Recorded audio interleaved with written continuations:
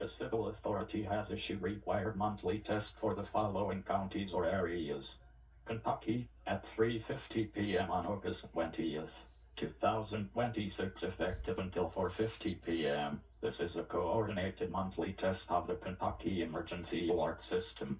In cooperation with federal, state, and local officials, broadcasters are testing equipment to ensure that you may be quickly warned in the event of an emergency. This has been the required monthly test of the EAS network. No action is needed. This is only a test.